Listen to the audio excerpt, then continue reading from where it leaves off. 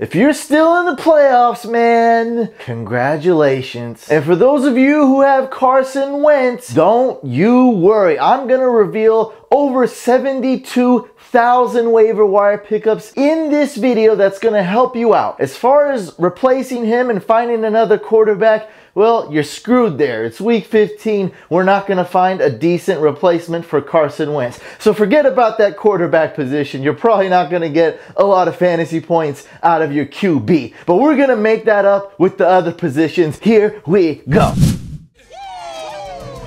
What's going on, fantasy football fans? I'm your host, Hussein the Brain, and you're watching The Couch. These are my Week 15 waiver wire pickups. If it's your first time on this channel and you want to crush it in fantasy football, make sure you subscribe and hit that bell icon so you won't miss anything. I want to give a shout out to last week's contest winner, Ludacris. Congratulations. Hit me up, let me know which Fantasy Couch t-shirt you want. Now on to the waivers. Like I said before, there's not going to be a great replacement on the waiver wire for Carson Wentz. However, Carson Wentz wasn't even drafted in 40% of leagues, and if he was drafted, he wasn't drafted before round 10. So a lot of owners that have Carson Wentz have another quarterback if they didn't trade him away.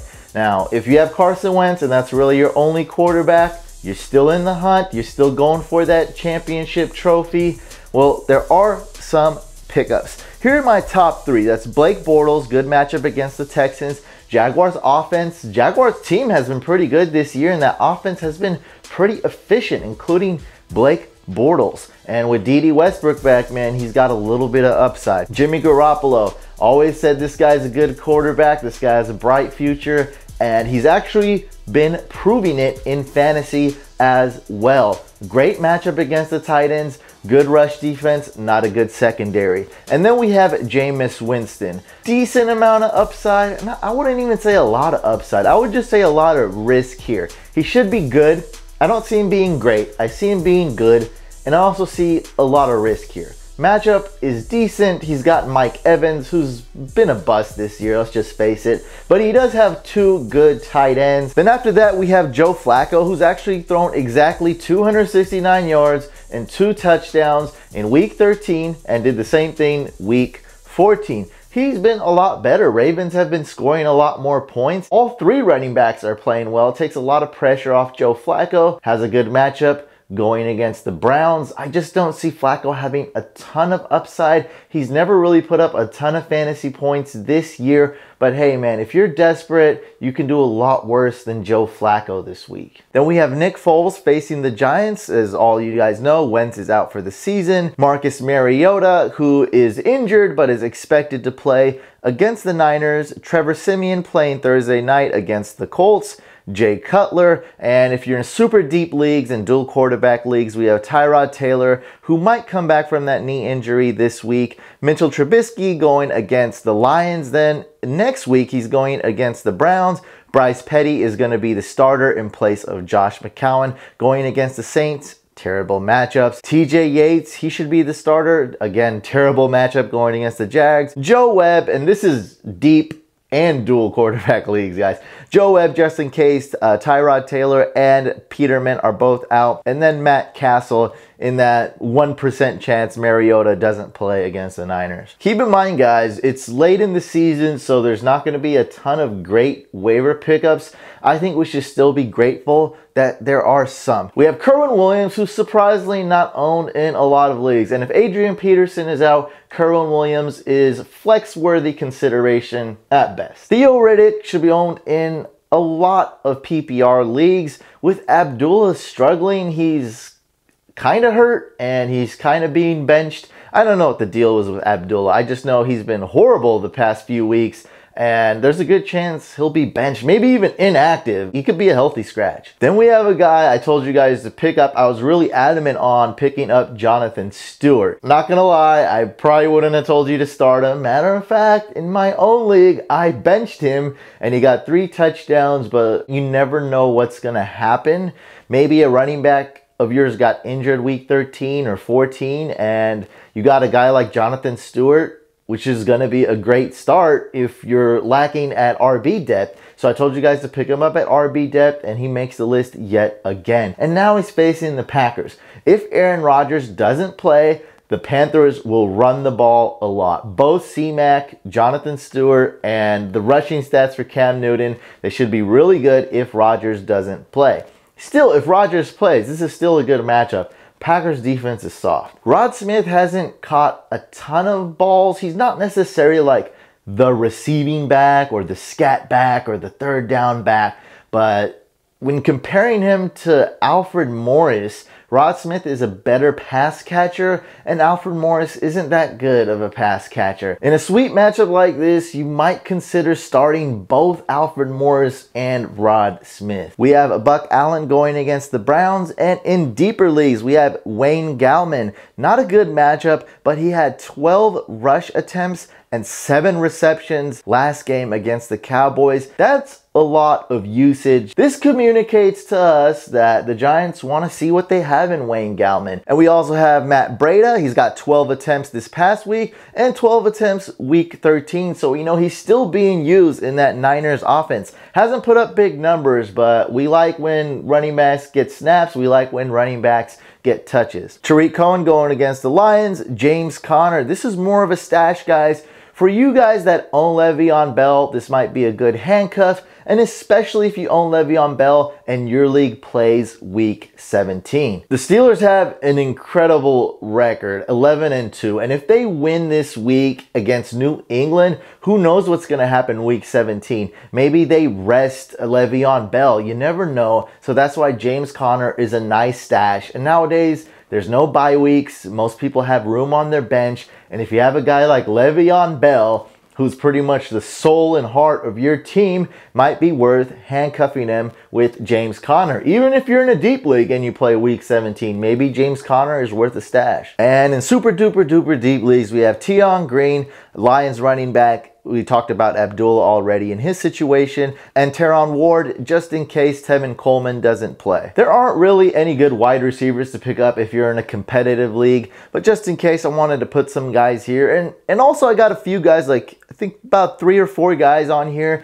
that are available in a lot of leagues and likely available in your league if you are in need of a wide receiver. Like me, for instance, I got Jermaine Kearse. I don't know if he's even worth keeping on my roster anymore at this point with Josh McCown out. Anyway, at number 1, we have Robert Woods. A few people dropped him in leagues. He's got some good matchups. So this week, it's a so-so matchup, and Goff likes to spread the ball to all 3 wide receivers, likes to throw to Gurley. So I was never high on Woods, but in deep leagues and PPR leagues, you need wide receiver depth. You got a guy like Kearse. Like, I'd rather have Woods than Kearse, for example. He's facing the Seahawks this week. Not far from a must start. But after that, he's got a good matchup against the Titans. And then for those of you that play week 17, he's going against the Niners. Dede Westbrook should have been owned in just about all leagues, except maybe an 8-man league. I picked him up a long time ago. People gave me props for telling him to pick up Westbrook. Lots of upside, very explosive, and seems to only get better as he gets healthier and gets more accustomed to that offense,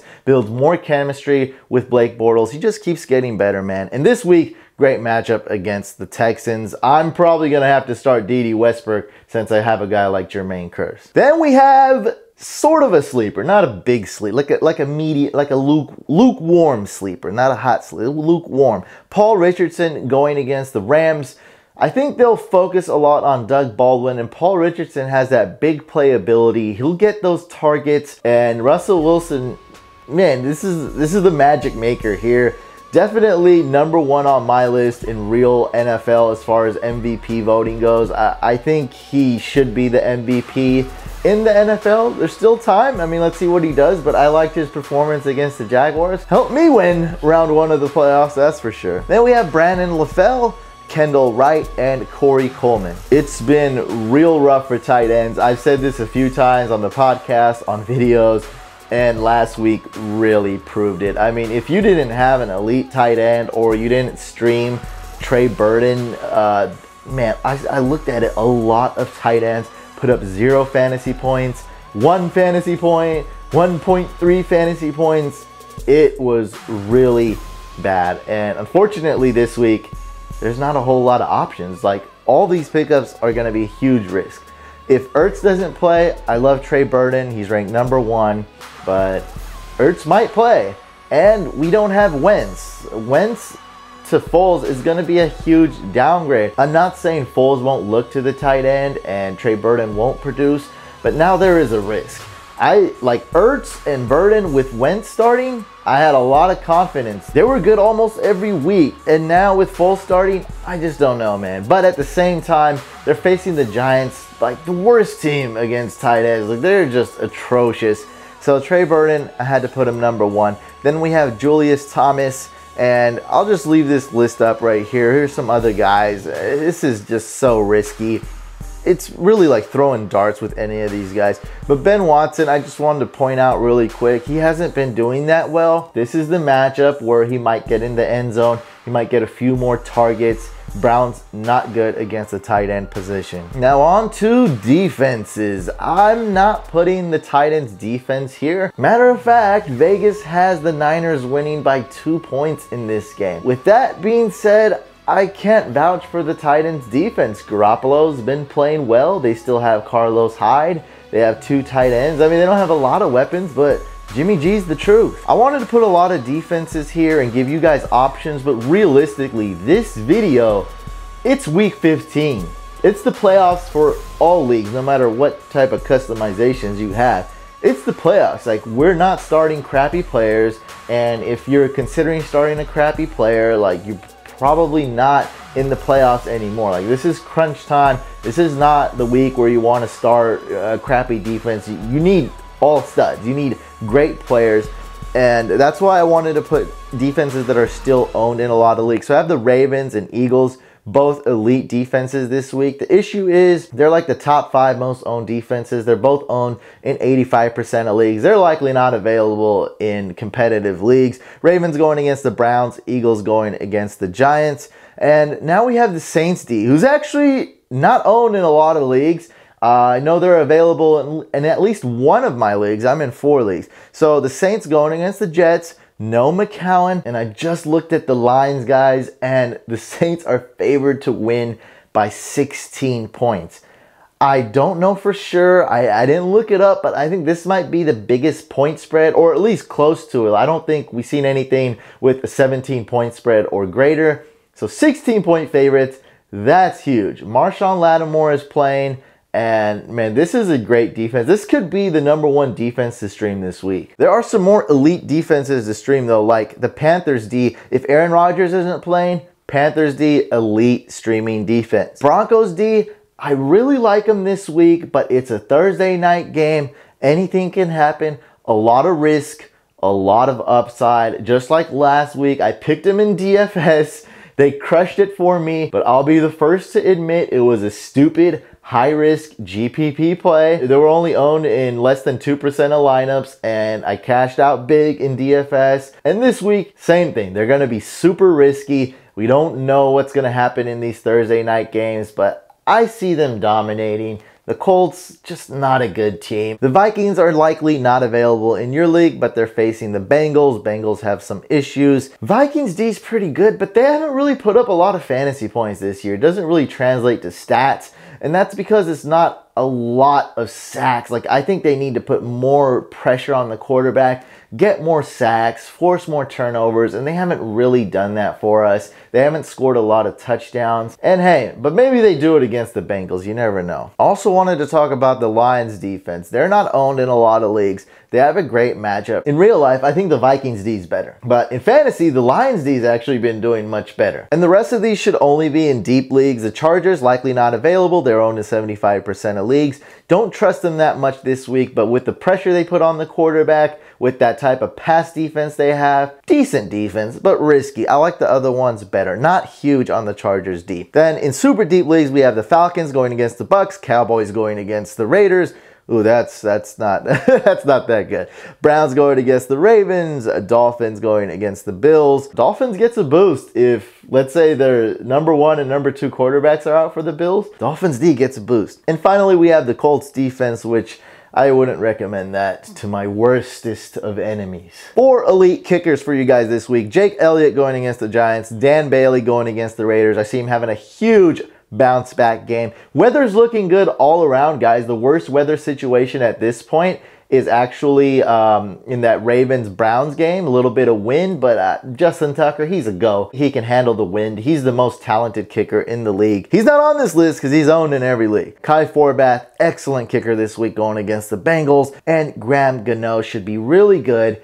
I think he'll be okay, mediocre if Aaron Rodgers starts and plays well. If Aaron Rodgers is out, boost Graham Gano. He should easily be a top 10 kicker, and he's an elite kicker to add this week if Rodgers is out. And in deeper leagues, we have Harrison Butker, Robbie Gould, Ryan Suckup, and Travis Coons. You don't want to miss the next 2 videos coming out this week, guys. I'll be announcing a private fantasy football contest. Gonna be giving out lots of prizes. And of course, every Saturday, 7:30 p.m., live show, hashtag HackMyLineup, be there or be square. If you haven't already, make sure you subscribe to the YouTube channel by hitting the couch icon over here. Like the video, leave a comment below. I read every single comment. And if you're asking a fantasy football question, make sure you use hashtag AskTheBrain. That way I know you're a true fan.